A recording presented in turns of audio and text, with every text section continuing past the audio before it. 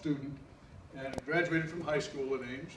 Then I went to college at Iowa State, who, by the way, beat North Carolina a few minutes ago in the big dance. Then I met my wife Susan on a Rose Bowl trip for New Year's Day of 1959, where University of Iowa, defeated the California Bears. It turned out my brother had run the same trip 4 years earlier, which was the previous time that Iowa had gone.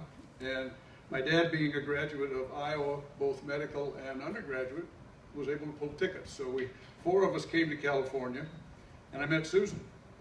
And matter of fact, our first date was on New Year's Eve, just before New Year's Day, 1959.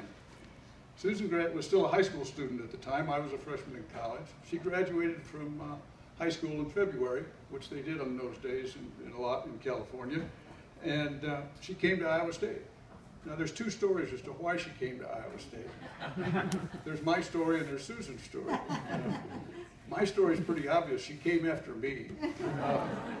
Her story says that she didn't get along with her parents, so she wanted to get as far away as possible from her parents. So she came to Iowa State, where she had an aunt, or a great aunt, I guess she would have been, who lived in Ames.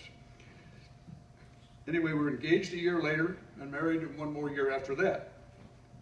The last quarter of my third year of pre-med, which I was following the family path.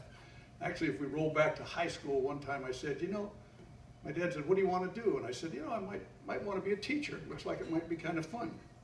To which a professional man said, I think you can maybe do better than that. And it's interesting with my career because I ended up being a teacher.